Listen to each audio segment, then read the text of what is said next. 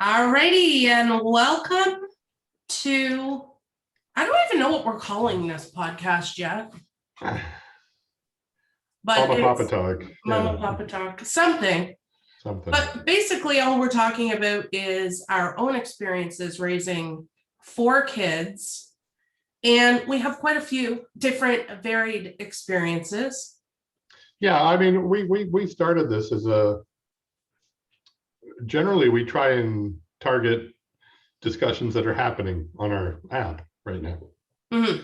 You will bring up an item to me saying, hey, somebody started a chat this morning on this subject, and we would say, ooh, that would make a great Zoom talk.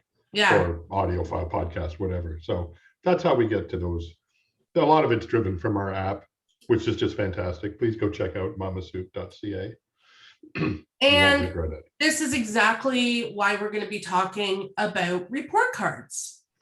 That's today's subject. Yes. Report cards. Oh, my dreaded report card.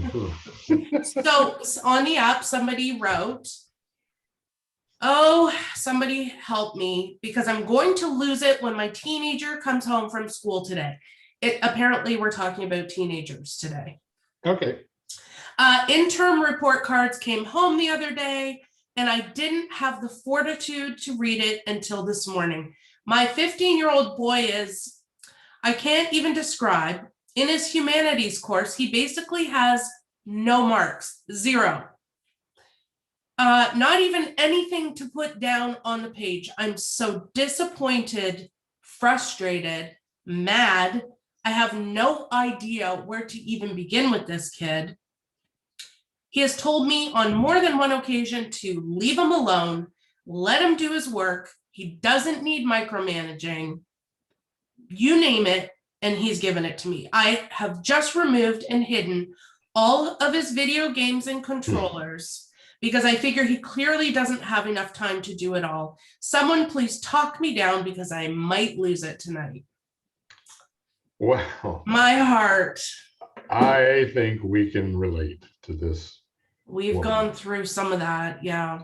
Yeah, so a 15-year-old boy, that's got its characteristics all to itself. It's the first strike. That's the first strike. So bad report cards, it's not the end of the world. So first thing I mean, again, we've raised 4 kids. So we had 2 boys and 2 girls. So we've seen pretty much every type of school approach that a child would take. We've had the Browner that got straight A's. We've had the kid that struggled and couldn't make ends meet. So we've got a lot of insight into these kinds of problems. First problem, though, first thing again. Okay, so obviously it sounds to me like you don't have a good communication protocol. Like well, hang on. You just have there, to me, just from hearing that post, that they struggled to communicate. That's the first thing I took from that, because he's telling her, shut up, leave me alone, I can deal with this. He doesn't want to talk about whatever he's experiencing. He doesn't want to talk about for whatever reason. So that's problem number 1 right there, not having a clear understanding of what's actually going on with your kid at school. I highly doubt that your child struggles to do the work. I'm not saying that's not possible, but you would have known a lot earlier in life. At 15, you would have learned a lot earlier if your child had a learning disability of any type that would have prevented this. You would think so. You would hope so. You would hope so. And I'm just saying that's where to start. I mean, but what's humanities? What's a humanities course? I don't even know what that is. Is that like that's nothing we had when we were kids, so I don't know. I don't remember. Our kids have never taken humanities. I'd have to Google that. Like social studies or something like that. So is that the only course that he's failing? Well, it's just, she's saying that his humanities course, he doesn't even have a mark. He just has a big fat 0. So he has just dug in his heels and he's like, I'm not even going to try. I'm not even going to give you guys. So there's an underlying problem there that the child has. And I still call them a child because at 15, even though they're a teenager, they're still a child. Oh my God, he's still a baby. So there's a problem there for sure. I mean, people do things for reasons. You don't do things willy-nilly like that, like just get a 0 for no reason. So there's something in the class, there's a disparity with the teacher. There's somebody in that class that he doesn't get along with. there's just something there that doesn't add up. Or there, it could be like looking for attention. It could be for sure. It's not, I can appreciate the parents' frustration. I got that way with my kids. And the taking away of video games, we had one child that we took everything away, including their bed. And they had we left a mattress on the floor in an empty room, and it had zero effect on addressing the problem. Now, okay, but a little disclaimer, we didn't do that because of a bad report card. We did that because of stealing. There was systemic drugs, behavioral problems. Yes, yeah, for sure. Okay, so that was we're not just preparing a shitty report card. No, that child had pushed us to the point we had nothing left in our toolkit, and it was just, that's all we had left was to take everything away. Right, and it had zero effect, right? And that's why we can understand how this mom feels, because she feels like there's nothing left in her toolkit. But no, she's wrong. There's a lot there. Yeah, I can assure you that one of the things I think that she needs to do instantly is she has assigned these emotions to her kids' failure in school. Performance, yeah, exactly. Disappointed, frustrated, mad. Okay, and I completely understand those emotions, especially when you give your body and your life to giving some fucking kid a life, and then they just refuse to try. Like it's so sure.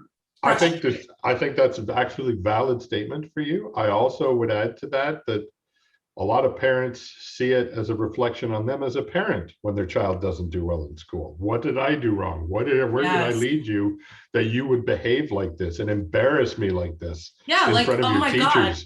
I have to go to school and volunteer, and you're making me look like an asshole. Now I'm getting letters from your teacher, and now I have to go talk to them, and I have to sit there and feel like I'm being judged on my parenting. Well, you're not. You're not. Get that out of your head. Get you out of your head. Yeah. The big problem you're trying to deal with right now is, why is your child behaving like this? Why are they doing what they're doing? Right? And so that, to me, is key to start to understand. Don't take it personally. It's not a reflection on you. The child's acting out for a reason, doing this for an absolute reason, whether it's like, I mean, our kids, we have one kid that doesn't go to class. We were mad too. I got mad. We were telling him to drop out because he just refused to go to class. What's the point? What's the point of going if you're not going to go to class? And then through talking and communicating and finally open up a channel of communication, we discovered that he's suffering from severe anxiety and he's afraid to go to class. So, okay, that's no longer a reflection on me. Now my child has a problem where he feels like something's going to happen to him in class. So that's something you can work with, right? They're not just being defiant to piss you off, right? Your child's not telling you to leave him alone because he's trying to piss you off. No child wants to disappoint their parent. I'll tell you that right now. No child wants to disappoint their parents. So get it out, unless you've made their life so miserable that that's all they've got left. Right. But I don't think a parent who cares so much that she's willing to put it out there on the MamaSoup app in our community is a bad parent. Like, I think no. I'm not judging anybody by any means. But my point is, it's not about you, it's about your child. So take the focus off yourself and how this reflects off of you, and put the focus onto, why is my child doing this? Right. Yeah. And why am I worried about something that my kids should be worried about? That's especially true with teenagers. Yeah, when kids are younger, like in their, under 10 kind of thing, you're 100% responsible for what they say, do, and that kind of stuff. You're trying to teach them how to do that. When you've got a 15-year-old plus, there's stuff that they need to be worried about that you just need to let go. Like that kid's in grade 10 or 11 by now. Yeah. That kid has to suffer the consequences of their actions, right? And no kid wants to fail. But I mean, if they're doing this on a regular basis, there's a reason they're doing it. They're not just doing it to piss people off. They're not just, and if they are, then get them to drop out, because it's not for them. School is not for everybody. I'll say that right now. Academia is not for everybody. And unfortunately, that's where our education system fails. Yeah, but Is no, it, the kid needs to get his diploma. You can't just, they do, he does. But quite frankly, when you're a teenager, I'll be honest with you, sometimes the better thing to do for a lot of kids in that situation where they just can't go to school and be in that classroom setting and do stuff because it doesn't work for them, offer them an alternative, offer them online at their own pace, offer them the same courses that you offer adults who go back to school to learn as an adult. They have so much more options. They can do it at their own pace. They can do it when at the time they need to. They can work full time and do it at night. They can do it. Sometimes teens need that kind of approach rather than the regimented, you need to sit in this chair for 8 hours a day while I sit there and draw things on the board and tell you things. Like that doesn't work for everybody. So if you can accept that, that's great. But don't try and force your kid to learn a specific way of doing something. They'll get okay, it on their that's own. all great to say, Eric, but the school system dictates what your Yeah, I kid know. has to learn. I And a know. kid under 16 years of age, it is your legal responsibility to make sure they are going to their classes and not skipping or whatever. Like I can see in a way how this mom feels 100% responsible. I have been there. I have felt it. Mhm. So I don't know, like she needs some like practical advice about how to get her kid to go to school. Okay, I don't know what to say to that. I'll just say my only approach to that was you got to be able to communicate with your child. If you can't communicate with your child, you'll never find out what's going on. There's something going on, and that's my practicality approach. I mean, all I can tell you is share my experience, but I agree with I that. don't want to sit here and sound like I'm pontificating on what they should do. No, I'm just trying to offer my advice. When we were going through this, our kid didn't seem to want to communicate either. Mm-hmm. And I remember like taking him into the school and trying to get him into different programs that would maybe like help him more. Things like co-op or special programs that schools have those. Mm-hmm. But and the principal trying like bending over backwards to try and get him into a class that, you know, would fit his learning style better. Yeah. And he wouldn't talk. And there was a problem there. For us, there was a deeper problem.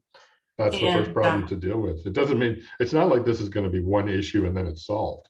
Yeah. There's multiple angles to dealing with something like this. If it's gotten to this point for a parent, then there's a path you have to take to understand it. One, learn or try and communicate with your child first and foremost. Talk to their teachers, find out what's going on with them in the classroom. What's their circle of friends like? You can tell a lot about a child about their who they hang out with, right? Some guy said once, "Show me your friends, and I'll show you your future," and he was absolutely right. Absolutely right. There's such an influence on kids. Friends have such an influence on children growing up. Yeah. Because you know what, your kids at school, if they're physically attending school, they're not with you 6 to 8 hours a day. Who are they with? They're with their friends. Yeah, right? And their friends at that age, at 15, are the most important people. Influential and important. Absolutely. Like absolutely. They're not thinking about their family or anyone's feelings really, unless it's and within influence within their friend group. Yeah. Yeah. I would look at their friends. I would too, absolutely. Like if we're doing practical approach, so we'll do one. What's your communication level like with your child? Is it open? Is it good? Is it contentious? Is it like, that's the first place to look. Well, in the post, she says that the kid won't talk. Yeah, so that first and foremost, I think she needs to tackle that problem. Why doesn't he want to talk? What is the problem? Can I give a little piece of advice, something that I always found worked when my kids didn't want to talk?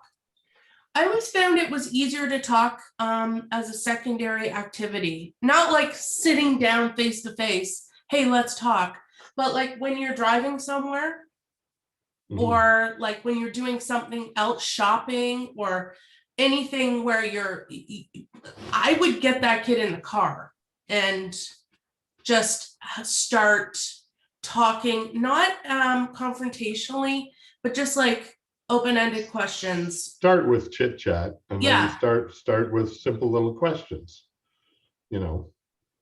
And let Yeah, them, I mean, and let them and try and draw it out at that point. You're right. That's a good approach. Everybody's different. I mean, Mhm. you're gonna get people. If your child refuses to talk to you, there's a reason they're refusing to talk to you. They don't just. It's not like they just don't like you. But that's the other thing you have to understand. Kids at that age, at 15, hormones are raging. Anger, testosterone in a boy, confrontation, assertiveness, all that stuff is they're just starting to figure out their place in life. If they're angry about something and don't know what their home life's like, is your home functional, dysfunctional? that's true. Like what's going on, right? Is it a mixed family? Is it Like, I, and maybe, and if the parents are too strict, then the kids yeah, won't come to them. yeah, You yeah. can't. If you're not open, like if you don't present this kind of an icon to your child, like come to me, give me a hug. Joe and I are so open with our kids and so openly loving towards each other, which I think is really important to have parents that Not in a weird way. show physical love in front of their kids, kissing, Yeah. hugging, that kind of stuff. I think that's been really good for us because we've always done that. Our kids, I think, are very well rounded, but they all have their own issues. We're dealing with anxiety and depression and shit, but we have a very functional family. And we're very open to talking about anything. Literally, Joe and I would talk about anything with our kids if they were open enough to do it with us. And quite frankly, they all are. I Mm. mean, I'm not bragging, but we've laid the groundwork, and it wasn't easy. We've had kids who don't want to talk. We've had defiant kids that are just like, mm-mm. But we managed to break through. And doing what you just said is one of the best ways to do it. Start with a little chit chat, and that's usually all it takes. You know, a little icebreaker, and then you start conversations back and forth, and you got to be good at it as a parent, because It takes practice. ulterior motive in your head. You're trying to get into some deep rooted stuff here, but you have to do it with like a velvet glove on. Yeah. I And found out a lot about my kids when we were in the car and I was driving them home with their friends, or if we were in the car and we were going from hockey or horseback riding or something, and they had friends in the car, and all I would do is just listen to what they were talking about. That's a good one. Yeah. Listen to Like, their they have conversation. no idea how covert you can be, and Yep. and the kind of information you can get about different things going on. That's one of the best things as a parent, because then you'll throw out a little nugget later on and they'll be like, how the fuck did they know that? And it's like, because I listened, Mhm. right? They didn't know you were listening to their conversation, and Yeah, you picked up on some good stuff. Yeah. Sometimes one of the best ways to communicate with your kids is not to say anything at all. It's just to That's a good point. in their Shut your mouth and open your ears, right? Yeah. Stop thinking that you are the boss, be all, know it all, and you have to behave a certain way. Bring yourself down to their level. That was one of the things I did, was I treated our oldest kids as adults when they were teens. I spoke to them as adults. I spoke rationally. I never dictated, you will do this and you will do that. To me, that kind of defiance just breeds, or that kind of attitude just breeds defiance. So right? That's how I was raised.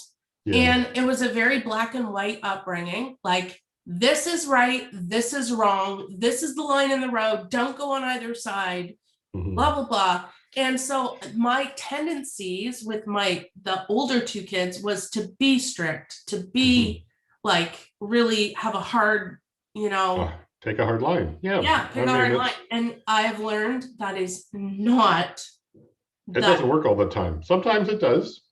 Sometimes it does. It's just knowing when to apply it. This is why you and I worked out well as a couple, because I don't do that. I wasn't raised that way. I was raised with discussion, and I was raised to be, my parents always supported what I liked and what I wanted. They never dictated to me that I was going to do this and have to do this, and this was right and this was wrong. They'll say, yeah, this is right, and if you do it wrong, this is what's going to happen to you. And I was left to make my own decisions, right? And I kind of did that to our older kids when they were teens. And I've had one come back to me saying that they love that. They love that's how I spoke to them, because other people speak to them like children. You will do this and you will do that, and they don't like it. Yeah. They want to be heard too, right? It's true. And if you have teenagers or kids and you're going through communication issues, and if you have a partner that you're raising your kids with, like identifying your partner's strengths and your weaknesses and like working with those is huge for some conversations I can't have with our kids. Like I'm not the right person. Right. And you are. But it's good that you recognize that, right? That's key, to be able to recognize, okay, maybe somebody else would be better to talk to you about this because my approach is not going to be helpful to you right now. Yeah. So, I don't know. I think every situation is different. This woman, my advice for her would be to try and open up communication first. Find out why your child doesn't want to talk to you. Find out why they're telling you leave them alone. There's a reason. A child doesn't want you to leave them alone. They want to be nurtured. They want to be loved. And for them to yell in your face, leave me alone, there's an underlying issue there that you really need to get to the bottom of, because they don't want to accept your help. They don't see you as a beacon of help for them for some reason. And that can be a really shitty thing to realize, that, your kid doesn't feel safe talking to you, and don't feel like it's your fault. A lot of times it's the way you were raised, or just, programming from your own childhood. But the important thing is to like investigate it and just try better. That's exactly it. You don't know what your child is struggling with, right? Maybe this woman's child is struggling with gender identity. Maybe they're struggling with who knows what, sexuality, or exactly. Maybe they're religious, right? And the kid doesn't believe in religion. Doesn't believe in religion. It could be exactly. So many things. Never judge somebody until you step in their shoes and understand what it is they're going through. And you may see it as nothing serious, but understand that it's serious to them. Serious enough to affect their behavior anyway. And their grades. And their grades, exactly. So there is an underlying problem there. There is help available. Right? If your child won't speak to you, then you need to work on finding somebody who they will speak to, whether it's a friend, maybe another family member, a sibling, maybe a grandparent or an aunt or an uncle, somebody that they feel comfortable to deal with. Yeah. It takes a village. It does take a village. And we've been fortunate enough that our support network and family structure is massive, actually. And our kids have never gone to other family members for help because, we've always been able to work out what they needed or what their problems were with us. And I think that's testimony to you and I. I'm going to pat us on the back. That's facts.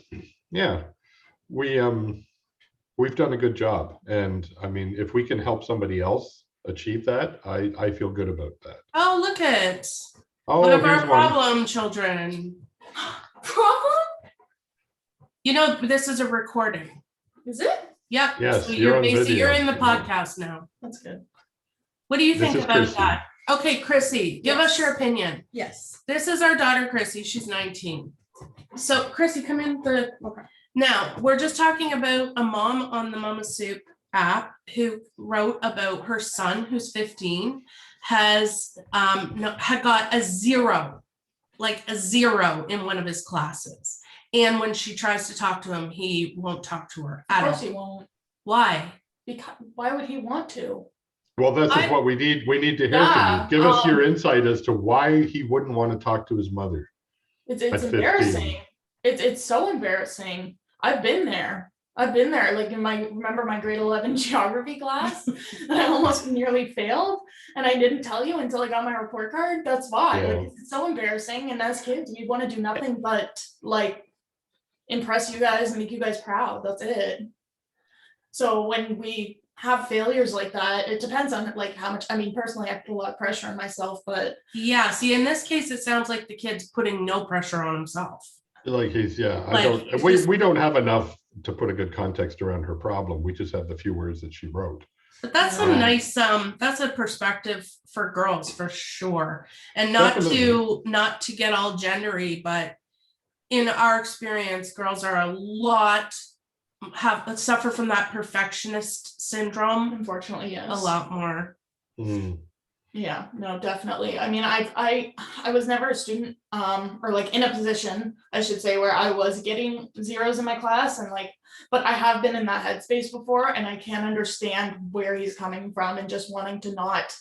Yeah, I don't know that he's a perfectionist per se. It seems like No. there's she brought out just this one class as a problem. I don't know what his other classes are like. No, But yeah, I mean, our point as parents is to her, she's got to be able to talk to her son.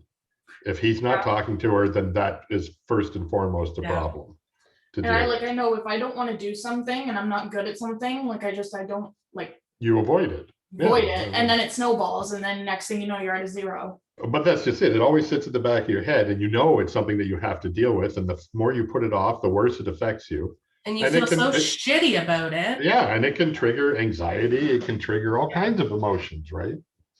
So Yeah.